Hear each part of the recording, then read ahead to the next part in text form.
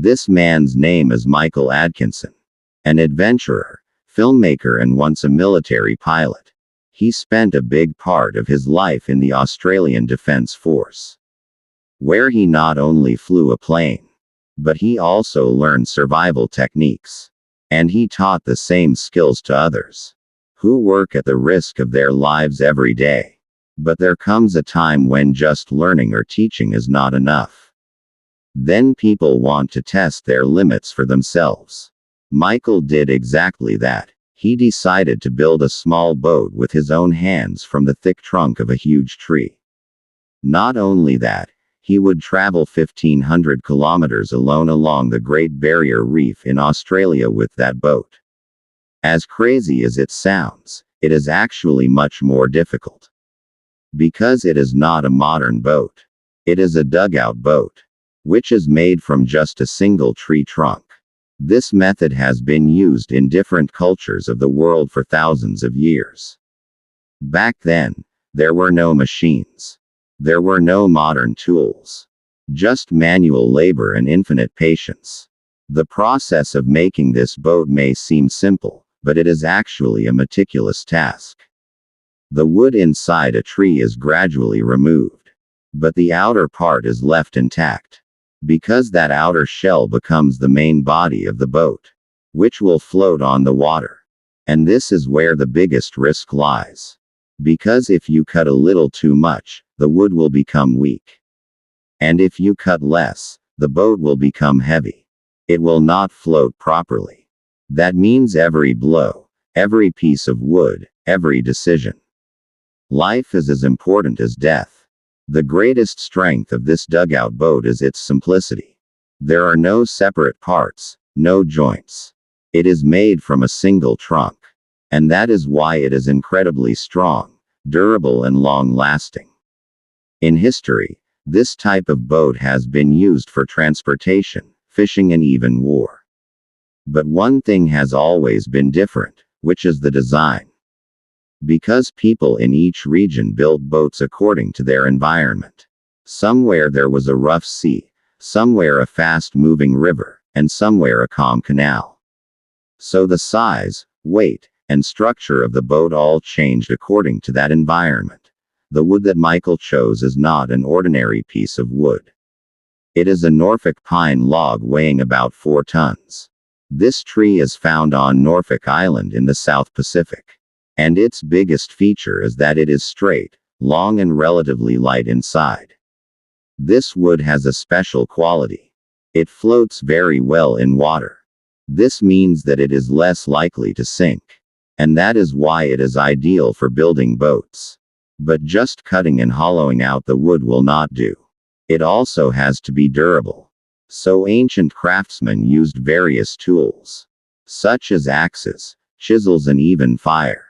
Yes, fire. The inside was burned and then rubbed, and then slowly hollowed out. As complicated as it sounds, it is actually a more perfect technique. Because the fire softens the wood. As a result, the inside can be easily removed. But if you make a small mistake, the whole wood is ruined. Yet this method has made the largest and longest lasting boats in the world. Because they are made from a single piece of wood. There are no joints, no weak points.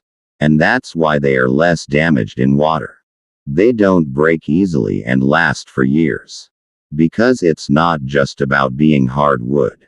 It also has to be completely waterproof. And this is where the extraordinary intelligence of the original people comes in. They collected various types of resins, gums, pitch from trees.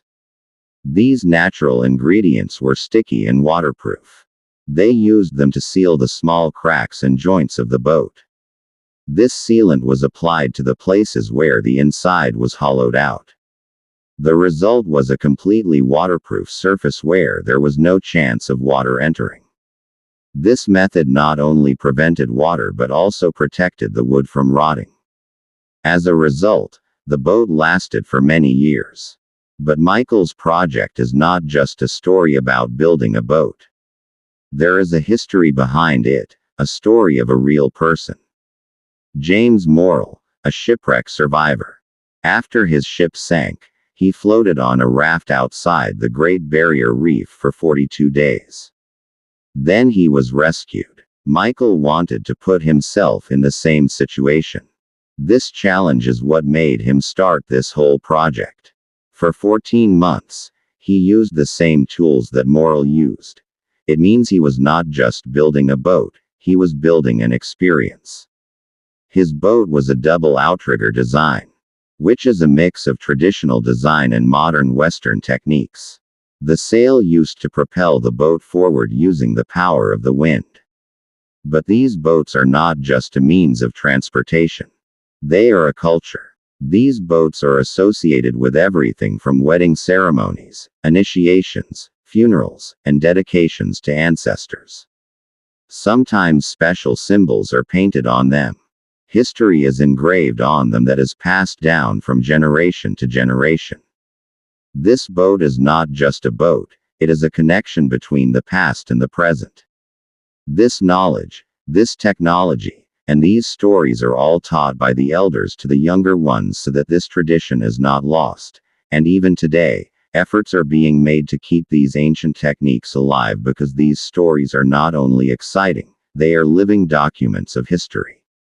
These are stories of people who have crossed oceans, who have journeyed into the unknown, who have made the impossible possible, and Michael wants to be a part of that story, a journey that starts from a tree trunk, a dream that slowly becomes reality.